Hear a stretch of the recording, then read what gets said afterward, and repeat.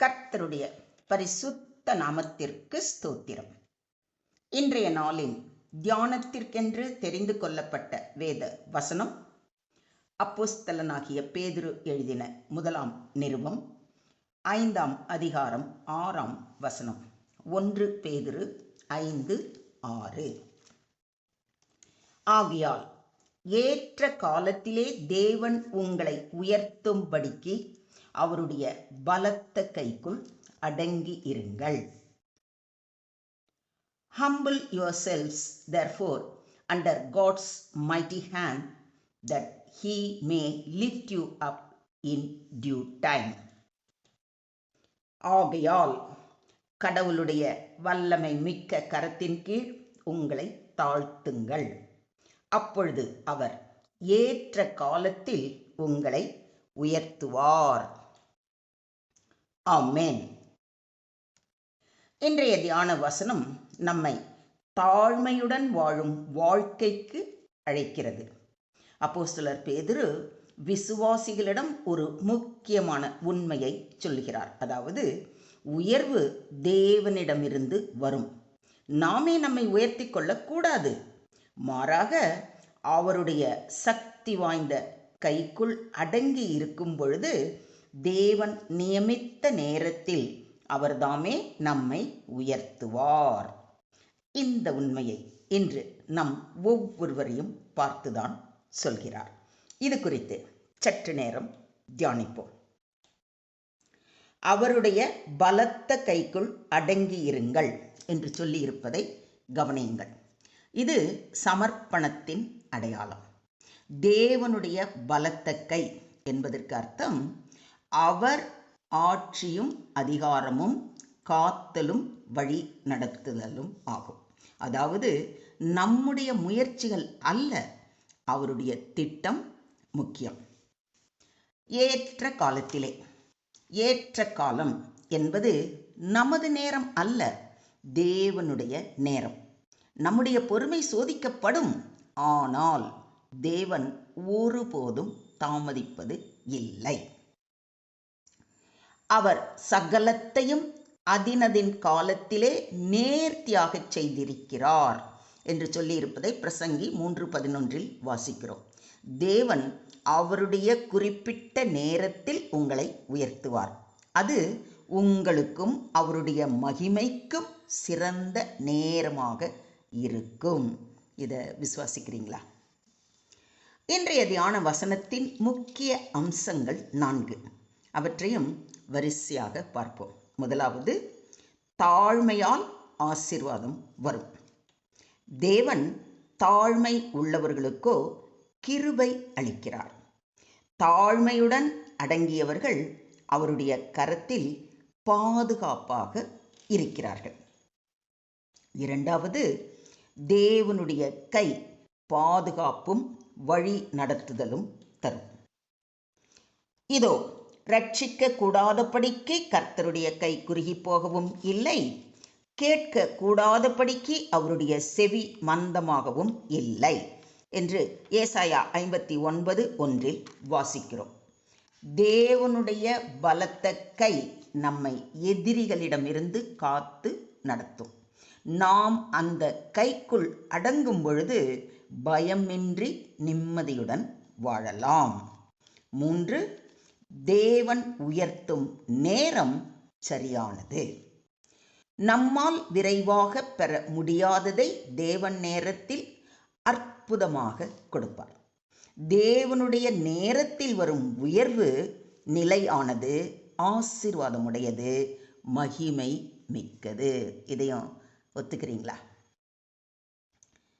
4, தாழ்மையானவர்கள் கிறிஸ்துவை பிரதிபலிக்கிறார்கள். அவர் மனுஷரூபமாய் காணப்பட்டு மரணபரியந்தம், அதாவது சிலுவையின் மரணபரியந்தமும் கீழ்ப்படிந்தவராகி தம்மை தாமே தாழ்த்தினார்.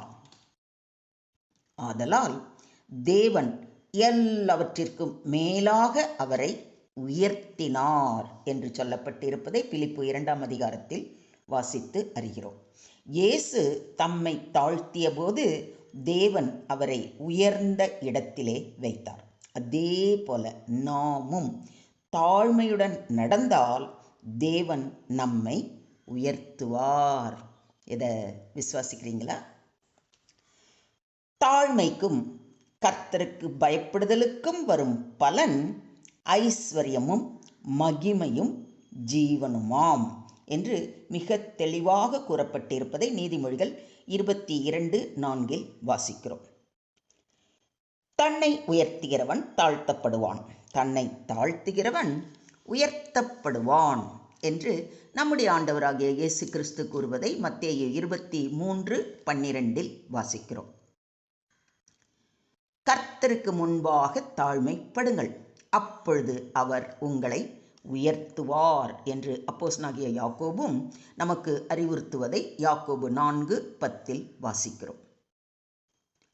நித்தியவாசியும் பரிசுத்தர் என்கிற நாமம் உள்ளவருமாகிய மகத்துவமும் உன்னதமுமானவர் சொல்லுகிறார், உன்னதத்திலும் பரிசுத்த ஸ்தலத்திலும் வாசம் பண்ணுகிற நான் பணிந்தவர்களின் ஆவியை உயிர்ப்பிக்கிறதற்கும் நொறுங்கினவர்களின் இருதயத்தை உயிர்ப்பிக்கிறதற்கும் நொறுங்குண்டு பணிந்த ஆவி உள்ளவர்களிடத்திலும் வாசம் பண்ணுகிறேன் என்று உறுதியளிப்பதை ஏசாயா 57:15 வாசிக்கிறோம்.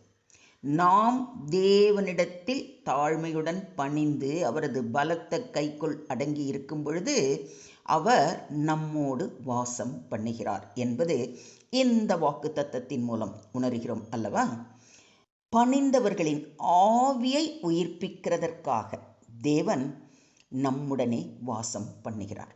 இது எவ்வளவு பெரிய ஆசீர்வாதம், யோசிச்சு பாருங்க. மொத்தத்தில் இன்றைய தியான வசனம் மூலம் நாம் கற்றுக்கொள்ளும் பாடம், மனிதன் தன்னை உயர்த்த விரும்புகிறான், ஆனால் தேவன் தாழ்மை உள்ளவர்களை உயர்த்துகிறார். தாழ்மையுடன் வாழ்ந்தால் கிருபை பெருகும். தேவனுடைய கைக்குள் அடங்குதல் பாதுகாப்பை தரும். ஏற்ற காலம், தேவனுடைய நேரம், தாமதம் அல்ல, தயார் செய்தல். கிறிஸ்துவின் தாழ்மை நமக்கு முன்மாதிரி. தேவன் உயர்த்தும் உயர்வு நிரந்தரமானது. தேவன் நியமித்த நேரத்தில் நம்மை உயர்த்துவார். அதற்காக நாம் அவருடைய சக்தி வாய்ந்த கைக்குள் முழுமையாக அடங்கி இருப்போம். சுருக்கமாக ஆங்கிலத்தில் சொல்வதானால், God's appointed time to lift you up. God knows the perfect time to exalt his children. He never delays but acts according to his divine plan. When we humbly submit under his mighty hand, he will protect us, guide us, and lift us up for his glory. Human exaltation fades away, but the exaltation that comes from God is eternal. Let us not rush ahead of God's timing. Instead, wait patiently. At his appointed time, he will lift us up in honor and glory. Amen. ஸ்தோத்திரம் ஆண்டவரே, ஸ்தோத்திரம் கர்த்தாவே, ஸ்தோத்திரம் ஸ்தோத்திரம் ஸ்தோத்திரம். பரலோக தந்தை, உமது பரிசுத்த கைக்குள் அடங்கி நடக்க எங்களுக்கு கிருபை தாரும். நாங்கள் எங்கள் நேரத்திற்கு அல்ல, உமது நேரத்திற்கு காத்திருக்க கற்பியுங்கள். எங்கள் மனதில் தாழ்மையை வளர்த்து அகந்தையை அகற்றி உமது ஏற்ற காலத்தில் எங்களை உயர்த்தும் அந்த உயர்வுக்காக நாங்கள் பொறுமையோடு காத்திருக்க எங்களுக்கு கிருபை தாரும். அந்த உயர்வு உம்முடைய நாமத்திற்கு மகிமை உண்டாகும்படி இருக்கட்டும். எல்லா நேரத்திலும் நாங்கள் பொறுமையோடு உம்முடைய வார்த்தைக்காக, உம்முடைய வார்த்தைக்கு கீழ்ப்படிந்து நடப்பதற்காக எங்களை முற்றிலுமாக தாழ்த்தி உம்முடைய கரங்களிலே ஒப்பு கொடுக்கிறோம். நீங்க பொறுப்பெடுத்துக்கோங்க, நீங்க வழி நடத்துங்க. எல்லா துதியும் எல்லா கனமும் எல்லா மகிமையும் ஒருவருக்கே செலுத்துகிறோம். மீட்பர் இயேசுவின் மூலம் ஜெபம் கேளும் எங்கள் ஜீவனுள்ள தகப்பனே. ஆமென்.